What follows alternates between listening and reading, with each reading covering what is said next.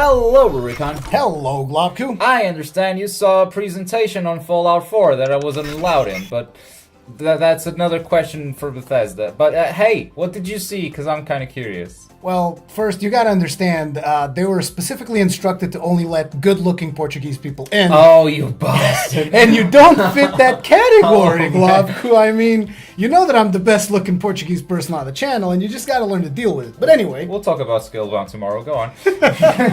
This should be interesting. But as we were saying, I got to watch a presentation on Fallout 4. It was more like just a video. It wasn't really... There wasn't anyone there presenting. It was just... a video, and we're going to be telling you about what I saw in that video. So okay. The very first thing that they showed was they showed one of those black and white videos in the very typical Fallout theme they tend to do, with instructions on how people could survive in the wasteland, right? And they said, we're going to focus on what makes you special. And special is essentially an acronym for strength, perception, endurance, charisma, intelligence, agility, and luck. Which all Fallout fans are probably familiar by now. But hey, we're catering to all people now. New guys to the series, new fans, and returning fans. Yeah, there's going to be a lot of people that are new to the Fallout series, so hopefully some of you guys will learn some new stuff, and maybe the veterans will learn some new stuff. Or maybe not. Maybe the veterans will teach us in the comment section, which tends to happen a lot, so that's the comment section. Yeah, do that. Do that. Tell us where we made mistakes. We gladly appreciate it. Please just don't be ragey about it, okay? So, they specifically focused on the stat of strength. And one of the things they mentioned is strength very much influences how much you can carry, which is some basic stuff. I mean, I'm pretty sure everybody knows about that.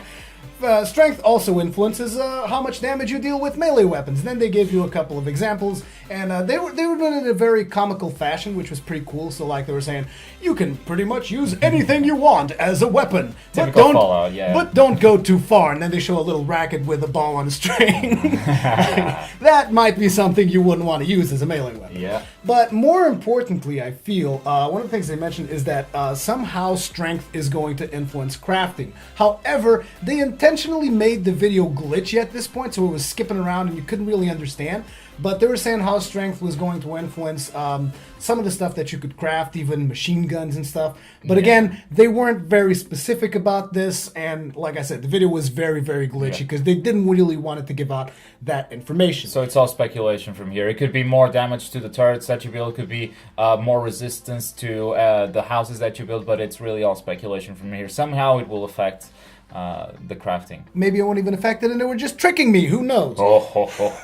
You tricksy Bethesda. And now we're tricking you, and you should blame Bethesda for it. So the next thing that they mentioned was the perk system.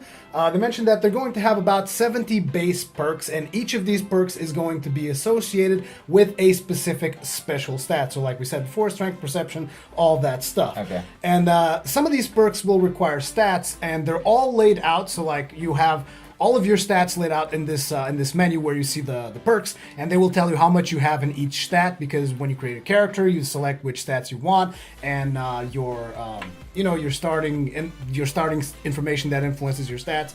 And basically, these perks will require a certain number of a stat, but so long as you have it, you can pick any perk from the list. So there isn't any specific dependency, so like you don't need to get perk A in order to get perk B. You can just get perk B if you want to. All you need to have is a certain stat. So if you start your character with, say, 10 charisma or something, you can have a special stat that will influence and will allow you to trick people or something like that. That was the stat that they used for this specific example. Okay.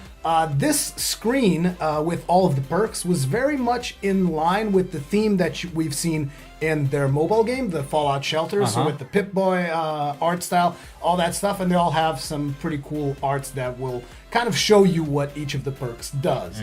So after they showed the perks, they kind of moved on to some gameplay, and we got to see the whole gameplay with the dog as the pet, and they were giving commands to the dog and doing all kinds of different stuff. They were exploring this building that looked like very much abandoned, and he hacked into some kind of a control panel, and that allowed him to activate this protection robot. And this robot basically started patrolling the area. So then he went to engage a couple of raiders that were inside the building, and then he kind of leashed them back all the way to the robot, and the robot helped him out in the combat against those people. Now, the combat actually looks pretty good. Like, you got some pretty decent animations. You got some ragdoll physics when you actually kill people.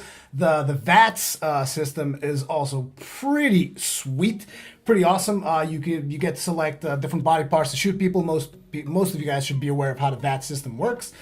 They were showing VATS with up to 3 action charges, so you could shoot someone in the leg, in the stomach, in the face.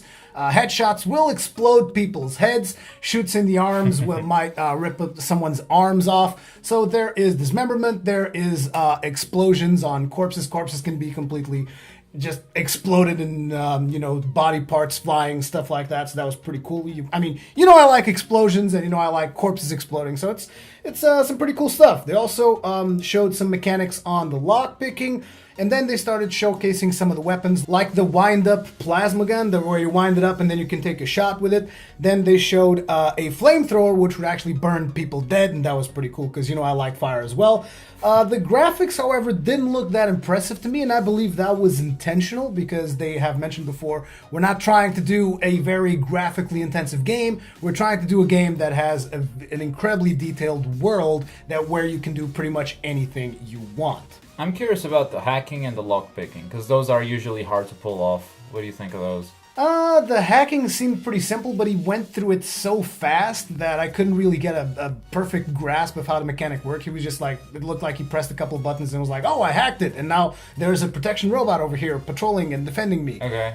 And the lockpicking was also felt fairly standard, like your regular like Skyrim lockpicking or something like that. Didn't felt particularly complex. Something that I wanted to mention also about the VAT system before we move on away from combat was the fact that I saw him use VATs in Melee, and I thought that was pretty awesome. Like, he actually picked to attack on the leg and then attacked on the stomach area, and that made for a really wicked cool animation. And I'm very much into animation more so than graphics. So I love that particular portion of it, because once the animation of the VAT attack played out, basically he swinged at the leg. Once he swinged at the leg, you could see the bad guy that he was fighting, which was a raider. You could see him like fall down to his knees and then tumble forward. And once he tumbled, he basically attacked him on his back with a massive swing of the mace, and that was pretty cool. Another thing that we saw was the different factions in the game attack each other.